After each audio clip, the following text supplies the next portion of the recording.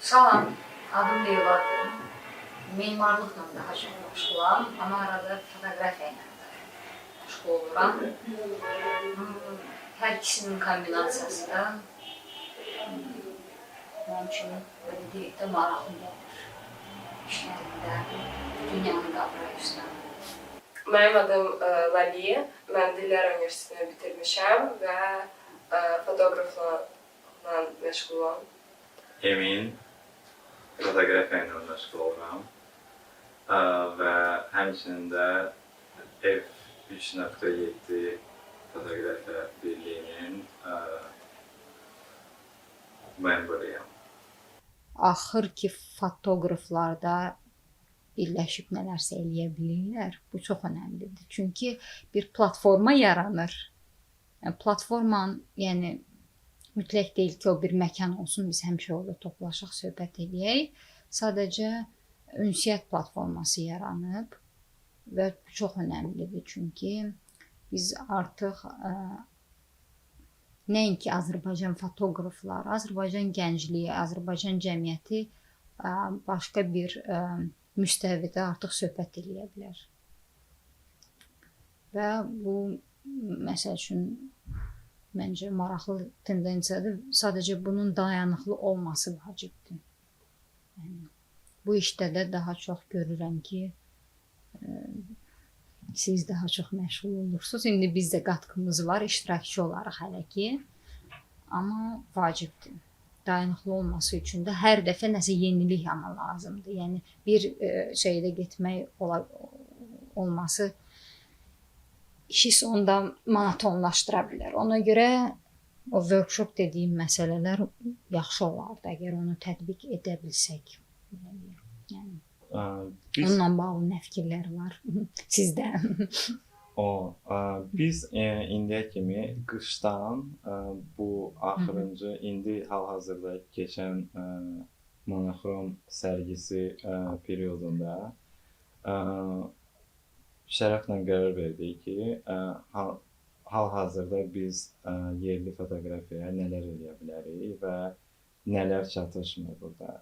Keçən il ərzində bir neçə dəfə yerli qurumlarla çalışdıq ki, sərgilər eləyək və necəsə bu praktikanı daha canlandıraq. Və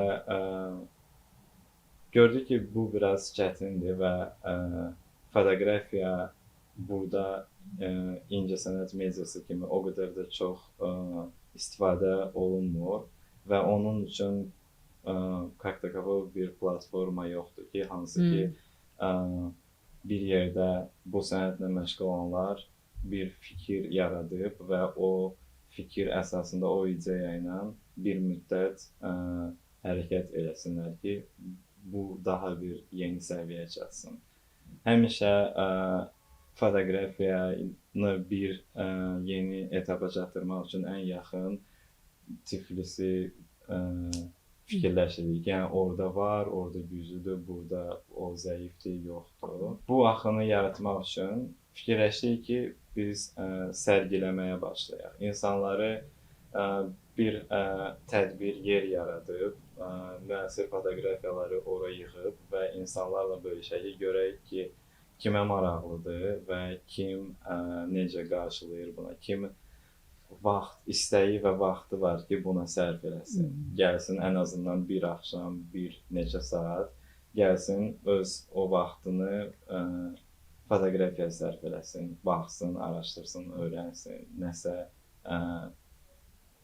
vıvıdlar eləsin.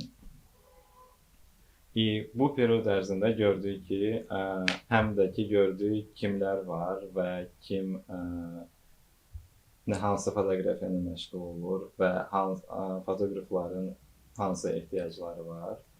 Və o period ərzində fikir verdiyimiz o idi ki, daha çox fotoqrafiya Instagram, Facebookda istifadə olunur və ondan daha digər medialar az istifadə olunurdu. Mən bilən kitab bir müddət kitab çapı ilə maraq olub burada. Bir müddət elədikcə eşidirdik ki, sərgilər də bir period olub 2010-larda, amma sonra belə davamı olmayıb onun. Bu period ərzində gördük ki, nələr çatışmır. Və ən əsas şeylərdən biri o idi ki, bir şey fikir verdik ki, fotoqraflar çoxları özləri heç hansı fotoqrafiyaları istifadə edib, hansı fotoqrafiyaları qırağa qoymağı az bilirdilər. Elə fotoqrafiyalar tapılırdı ki, çox qəşəngdir və çox dəyər ki, onları saxlamaq tarixdə, onları insanlarla bölüşmək, amma elə yaddan çıxıb itib bir aydan sonra bir tel çevrilib itib qalırdı. Onun üçün fikirləşdik ki, bu sərgiləri eləyək və hər sərgidə bu fotoqrafiyalar bizim fikrimizcə tarixdə qalır. Bu obyektlər onsuz da itməyəcək. Bir moment apokalipsis olub, internet də kəsilsə, gələcəkdə bir 100-200 il hələ bunları tapıb baxa bilərlər ki, bu vaxtlar insanlar nə ilə məşğul olub. Və indi bir F3.7 kimi bir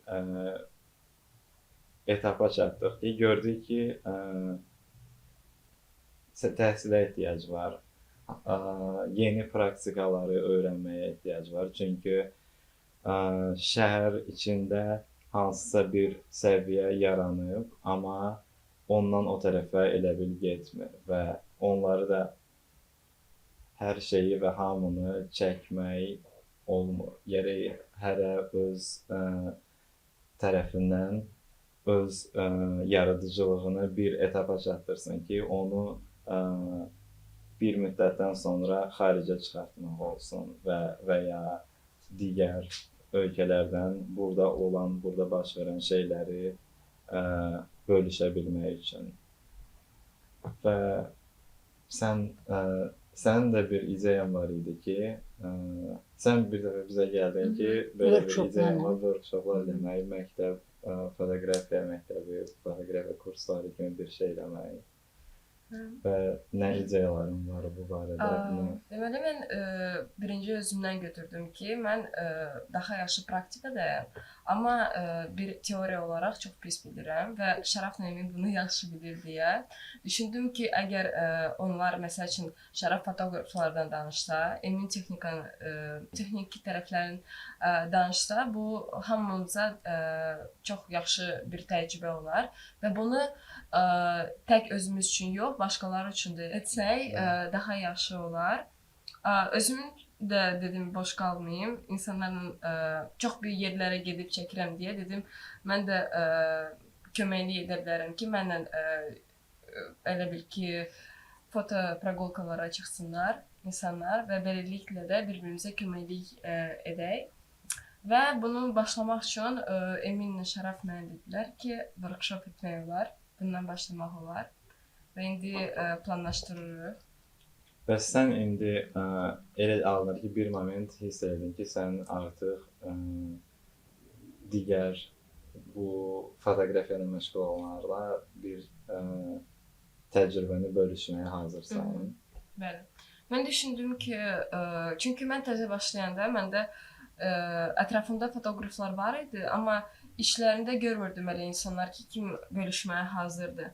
Və o da biraz grusno olurdu ki, niyə?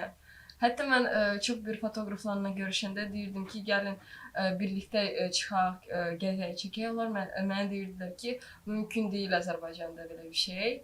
Amma vaxt keçdi görürüm ki, nə qədər mümkündür. İnsanları daha çox tanıyıram fotoqraflar, kimlər ki, iminə art fotoqrafi kimi bir şeylərlə məşğuldurlar və onların içlərində çox dəstək olan fotoqraflar var və bölüşürlər, öz təcrübələrindən danışırlar, birlikdə hətta gedirik, çəkirik və bu çox maraqlıdır mənə. Və düşünürəm ki, belə bir fotoqraflar var ki, onlar qıraqda dayanıb istəyirlər, amma nəsə onlar üçün bir platforma yoxdur ki, onlar desinlər ki, mən də varım, mən də istəyirəm, mənə də kömək edin. Hətta kömək də olmasa, mən də istəyirəm irəli getmək. Məncə məqsədi ilə biz belə bir şeylər yarada bilərik. Bizim bu yaradıcılığımız nə qədər daha yüksək səviyyəyə çatsa, nə qədər daha diqqət cəlb eləsə, Bakıda yox, Azərbaycanda yox, artıq daha qonşu ölkə və ümumi dünyada onun təbii ki bir böyük üstünlüyü var. Yəni bir səs daha çox olur. Elə bil Azərbaycanın kulturasından danışmaq üçün, mədəniyyətindən danışmaq üçün. Yəni fotoqrafiya artıq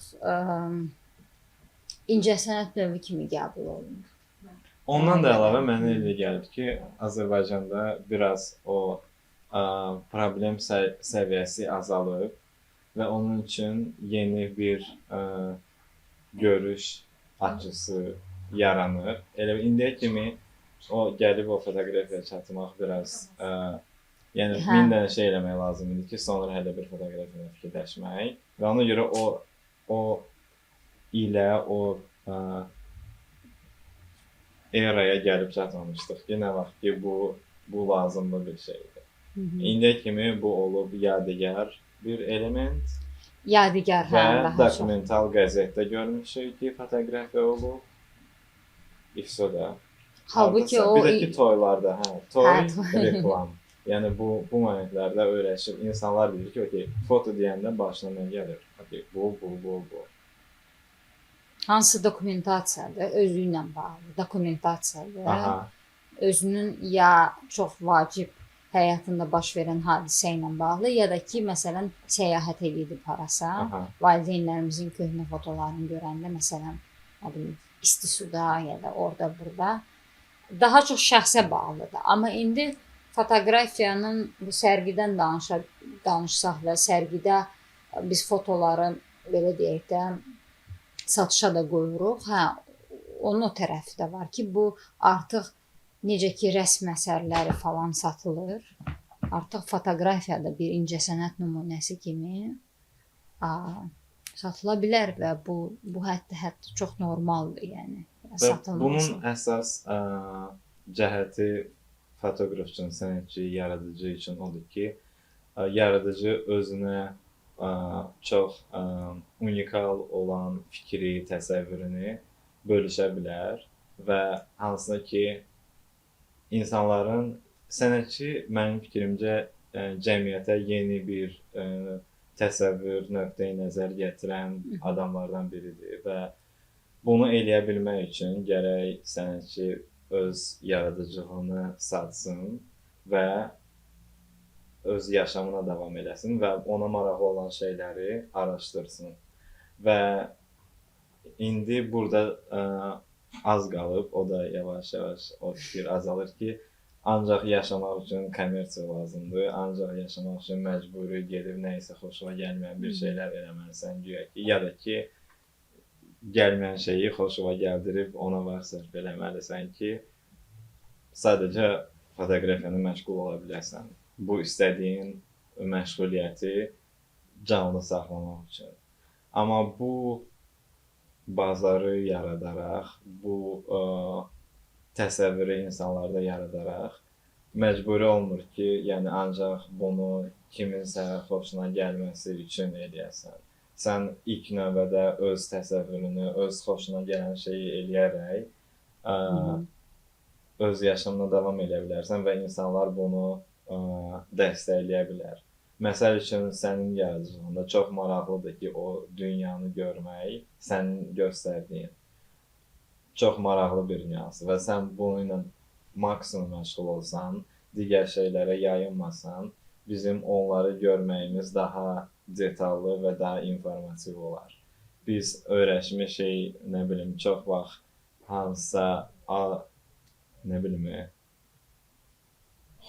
adi gündəlik yaşamı olan adamları maraqsız hesab eləyib, yan keçdiyimiz adamları sən maraqlı bir personaj kimi göstərirsən və sən onlara aktyor kimi göstərirsən şəhərdə.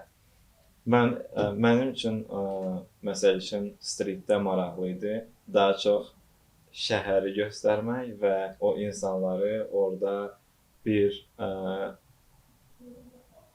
uzaqdan görülən bir aktyor kimi ikinci planda. Amma sənin sənətində məsəl üçün birinci planda onları görmək çox maraqlıdır.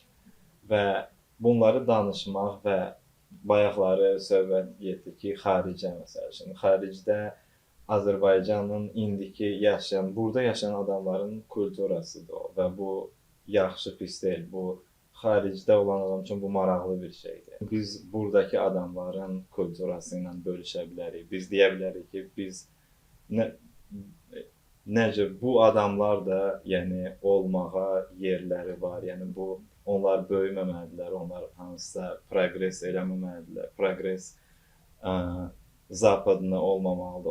O onların kulturası proqres sayılmamalıdır. Yəni burada olan şeylər, günümüzdə olan şeylər olmalıdır ki, dəyərli olmalıdır. İndi bəlkə adi gördüyümüz gündəlik şeyləri 50-100 ildən sonra çox maraqlı bir obyektlər kimi qəbul edəcəklər. Və indi məsəl üçün bu səbətdir. Bunları yəni göstərsək, məsəl üçün sən öz tərəfindən onların yaradılmasını göstərsən, onu səbətlə məşğul olan adamın necə onunla məşğul olmasını göstərsən və yaxud sən məsəl üçün Azərbaycanın arxitekturasını bir dəfə səninlə danışmışdıq ki, itən arxitekturanı göstərsən. Məsəl üçün Sovetski Soyuz içində olan ölkələr görə bilərlər ki, o Azərbaycan da bizim kimidir ki, sən demə bunlar var imiş. Və yaxud hansısa Albaniyada və başqa o ölkələrdə görüb deyə bilər ki, onlar da bizim kimidir ki, yəni o Eyniliyi və müxtəlifliyi göstərir. Və onları göstərə bilərik. İlk öncə mən niyə istəyirəm xaricdə sərgilənmək, başqa xaricə getmək, orada olmaq, orada insanları görmək və düşünürəm ki, bu çox maraqlı olardı. Başqa bir ölkədə, başqa bir обществоda işlərini görmək və onların reaksiyasına baxmaq. Çünki məndə daha çox insanların reaksiyaları maraqlıdır mənə. Düşünürəm ki, belə maraq gələr. Mən elə mövzular yəqin ki, daha çox toxunuram, çəkirəm ki, Azərbaycanlılara daha yaxındır. Başqa, yəni mühitdə onu göstərmək maraqlı olardı. Yəni bir növ bu coğrafiya haqqında bir məlumat ötürürsən digər coğrafiyaya. O cəhətdən maraqlı ola bilər. Amma yenə də bu mövzuya bağlıdır. Amma ümumi deyə bilərəm ki, niyə bu vacibdir? Ona görə vacibdir ki, yəni bu da bir fəaliyyət növümü, incəsənət növümü, yəni kim necə qavrayır başqa məsələdir. Gəlin deyək ki, bu bir incəsənət növüdür, fotoqrafiya və ölkə üçün də bu önəmlidir. Sənətçi üçün bu ilk növbədə ona görə önəmlidir ki, sənətçi bildiyi mühitdən çıxır, bildiyi məsələn fotoqrafiya və ümumiyyətlə də mədəni, sosial mühitdən çıxır, düşür başqa mühitə və o mühitdə o istər-istəməz onun fotoqrafiyası olanda o hansı bir yeni bir baxış yaradır. Məsələn, fotoqraf özü də o fotoqrafiya ilə o ölkəyə səyahət edirsə, digər ölkəyə, o başqa insanlarla ünsiyyət edir. Ünsiyyət də nədir? Yeni bir fikirlərin yaranması. Məsələn, bizdə indi çox şahiəli fotoqrafiya Azərbaycanda düşünmürəm ki, var. Məsələn, fotoqrafiya çox geniş anlayışdır. Abstraktная fotoqrafiya, ya məsələn, çox konkret dokumental fotoqrafiya, sənədli fotoqrafiya ola bilər. Amma bəlkə də xaricə gedib, mütləq deyil, amma yenə də bir müsbət bir haldır düşünürəm. Gedib orada mübadilə edilə bilər. İnsan o müxtəlifliyi götürə bilər və gətirə bilər bura. Yeni açılış baxışdır da. Yəni vacib deyil deməzdim. Mən üçün məncə bu yeniliyin ən güclü təsir edən yoludur. Məsəl üçün oxumaq olar, onlayn baxmaq olar, amma xaricdə çıxıb başqa nöqteyi nəzəri görüb, çünki orada burada olan şeyləri də yeni tərəfdən baxırsan, öz yaradıcılığına da yeni tərəfdən baxırsan. Yəni xaricdə olmaq elə bil sudan, məsəl üçün quruya çıxmaq, ya nə bilim, qurudan havada olmaq, onun üçün havadan o quruya baxmaq daha başqa nöqteyi nəzər yaradır. Sən sabahları sonra torpaqda gəzəndə o başqa cür gəzəcəksən, çünki sən görmüsən ki, yuxarıdan o necə görünür və ya həmçinin. Bu da başqa ölkədə olmaq məncə çox böyük təkan verir. Ölkə üçün niyə bu önəmlidir? Çünki ölkənin əgər bir insanın başlayır digər ölkələrlə mübadilə etməyə, nə isə paylaşmağa, o ölkəyə, həmin ölkəyə sənətçidən başqa ölkə üçün yenilikdir. Çünki o sənətçi qayıdır bura, o sənətçi deyək ki, bir vahid bir insan olaraq yeni bir müstəvi yaradır. O müstəvi də yaranırsa, demək ölkə artıq daxilindəki incəsənətə, məsələlərə başqa nöqteyi nəzərdən baxa bilir. Yəni onu da əlavə eləmək istərdim ki, çox maraqlı bir mənədir ki, Azərbaycan ancaq xalça və ya ancaq kulinariya olmaya da bilər. Yəni bu xalça kulinariyanın əlavə fotoqrafiya da ola bilər, rəsm əsəri də ola bilər və ya hətta ən yeni performans sənət növü də ola bilər ki, hansı ki ölkəni, mədəniyyəti yeni nöqteyi nəzərdən və yeni dillə göstərə bilər və bunu eləyə bilərik. Yəni bu bir yeni media kimi də ola bilər. Yeni dil. Məncə ən uyğun ifadə odur. Yeni dil. Bir proyekt elə yaradaq. Yeni dil.